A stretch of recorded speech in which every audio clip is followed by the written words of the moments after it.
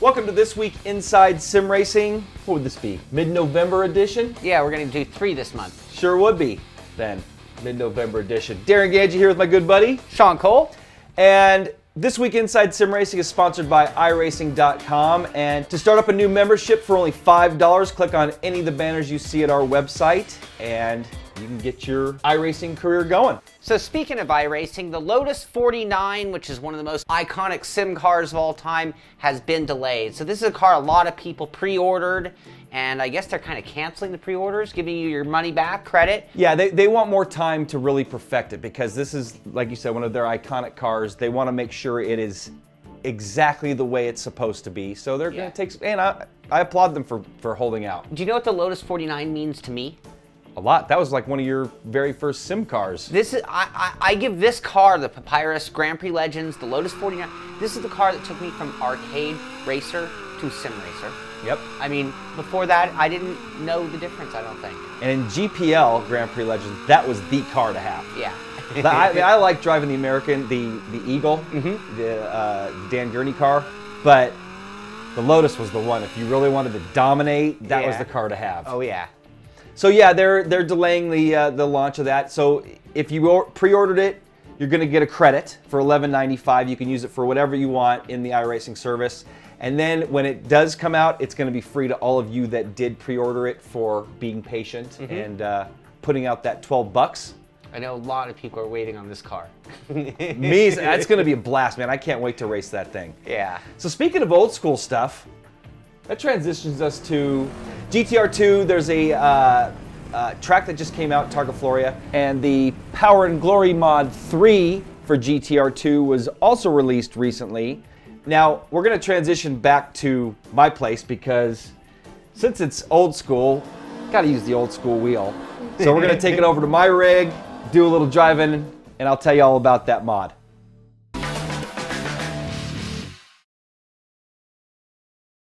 For those of you that own GTR2 by Simbin for the PC and haven't tried one of the Power and Glory mods, you're definitely missing out. If you're not familiar with the Power and Glory mod for GTR2, it was created by the GT Legends Workshop, and it basically ports GT Legends over to GTR2 to take advantage of the better environments, tracks, and multiplayer. But it actually goes beyond that and turns GTR2 into a highly modified version of GT Legends, which was also made by Simbin.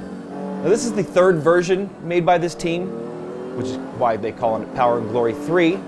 And the original 2 required you to own a copy of GT Legends. Now, for me, it didn't matter because my version of GTR2 came with GT Legends. But for some of you out there, it might have been difficult to find. Now you don't need to own a copy of that, and then you can still enjoy this great mod. The GT Legends Workshop is made up of a large team of enthusiasts that volunteered many hours to this project. Although GTR2 is a tad dated, and you can see it when you first boot up, especially if you're in triple screens by the stretched UI, but its physics engine can definitely compete with most modern sims. On top of that, the guys at GT Legends have massaged and tweaked a lot of settings to get things dialed in nicely.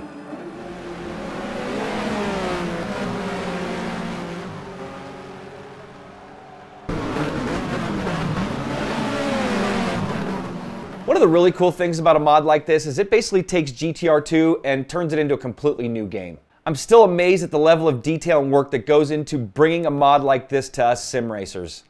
It adds more than 370 cars with almost 200 different physics and more than 120 different tire files.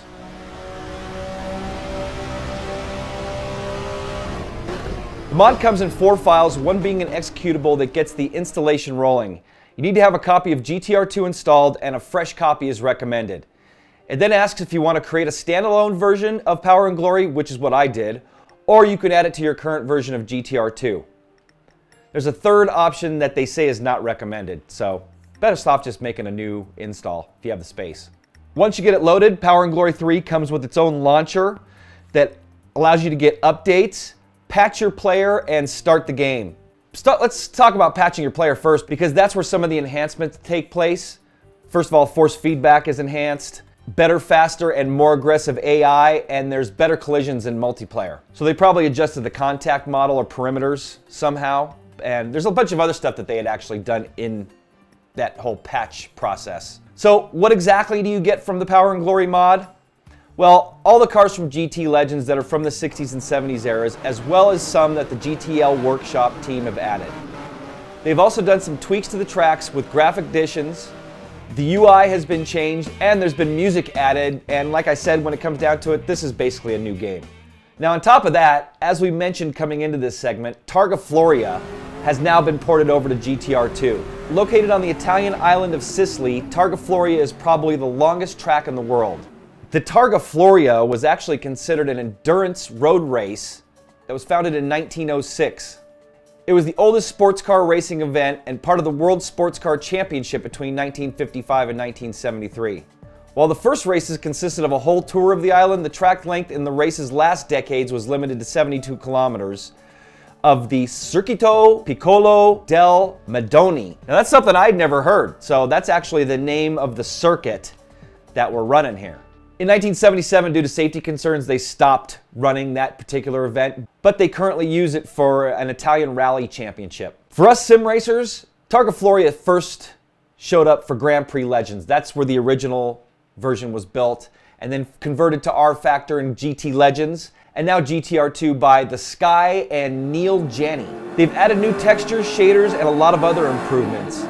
In all, over 30 people have worked on creating this track, as seen here in the credits.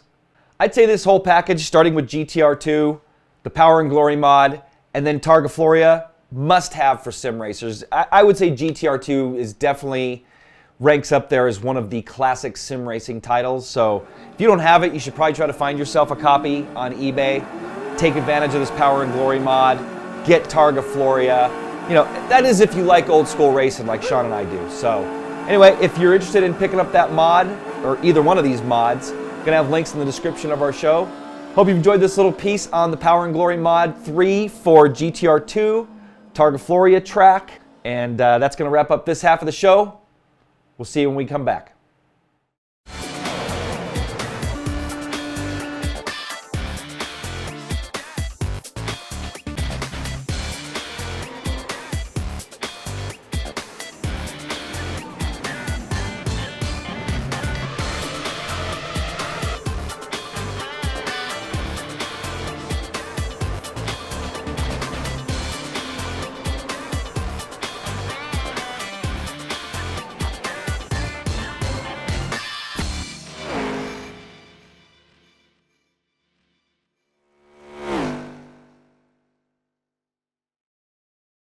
Peggy 3.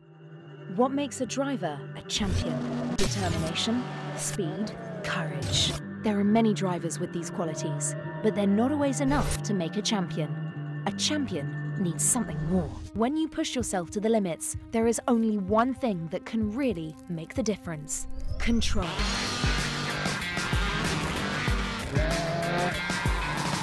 This is your challenge.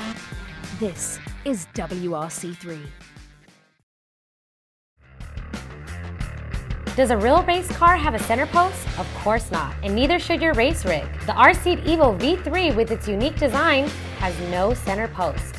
The RSeat Evo replicates what you would be accustomed to in your daily driver or something you may take to the track. It can accommodate drivers from 4'11" up to over 6'6" tall and is pre-drilled for all of the major wheel manufacturers on the market today. When it comes to performance, look no further than the RSeat Evo V3. Check out the RSeat Evo and other sim racing equipment by heading to www.rseat.net. Welcome back to This Week Inside Sim Racing, mid-November edition. I'm Darin Ganji here with Sean Cole. And next up on the show, we have the Sim Rig of the Week, sponsored by TamiyaUSA.com. For the finest models and RC cars in the world, go to TamiyaUSA.com. And this week's Sim Rig of the Week comes to us from Ray Bernard, and it is the Road Rage Driving Simulator. And there's some action shots of this one, video of this one on YouTube. And we could tell you all about it, but I don't think we could do a better job than Ray himself did. What do you think? I agree. Ray and I have been talking off and on. He's a fellow Camaro owner. His is much older than mine. He's got a 73. But he's done some like road rallies in these things. I got some footage of him in his Camaro. Well, it's actually a bumper cam of him going down the road, but Ray's into Camaros, so he's built his Camaro, or his rig, the Road Rage driving simulator, to be a lot like a Camaro, and we're gonna run his video, let him tell you all about it.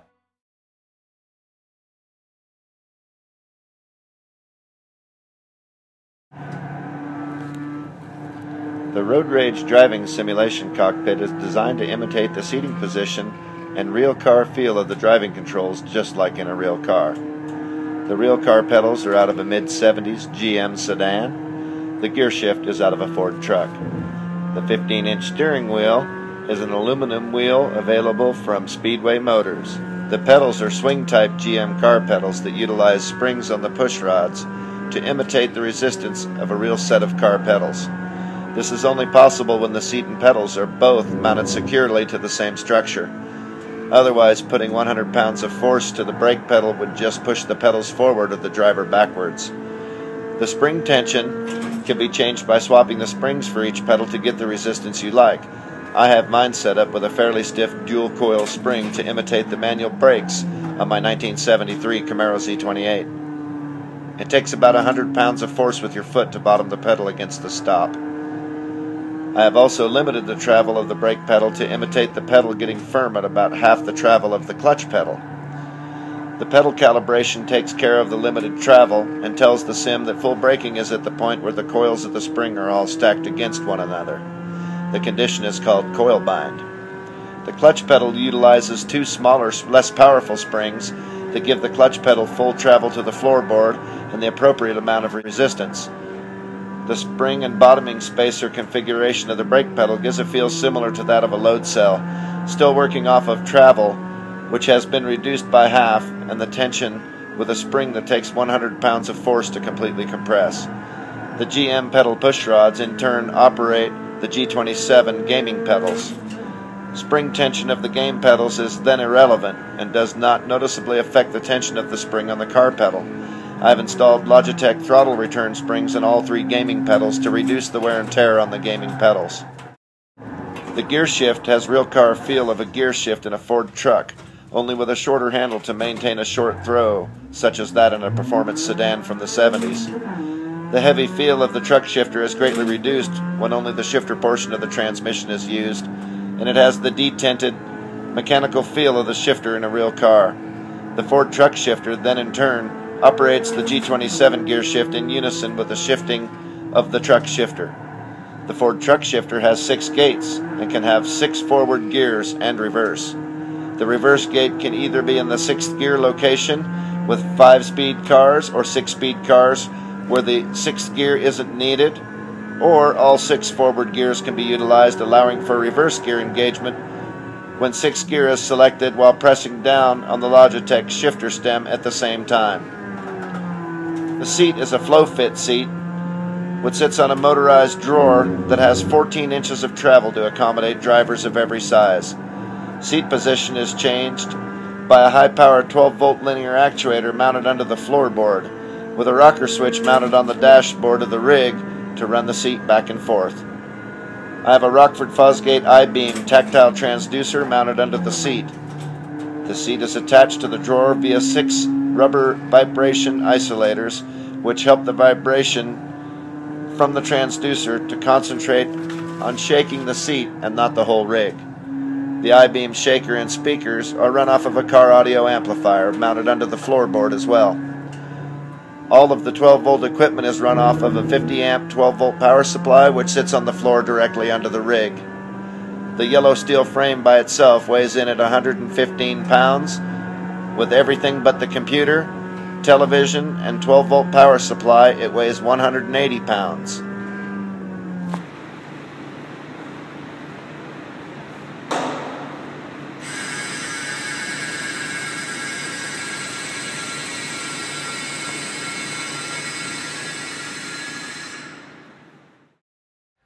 Dude, is that thing badass or what? That is one of the coolest rig ideas I've ever seen. I love the way he's got the passive controls, or I guess active controls, but the real brake pedals operating the Logitech. So simple, but so awesome. Well, and then the shifter. Yeah. He's got a real shifter and a bar that connects to the G27 shifter, or G25, whatever it may be. that's operating that. But really, I like the ingenuity with this. I mean, it's really cool. I think he shows us all how much we overthink stuff. Sometimes simple works. I mean, simple, use the controls from your car, make them work your controls for the game. But it's we talk about me not being able to do stuff like that. You might be able to put something together like that, but me, that is some serious, those pedals, that linkage on those pedals, that's just not plug and play. You've seen me work, but I'm not good with pretty, so I couldn't have made it look like that. I might have made it work like that, but it wouldn't have looked cool at the same time.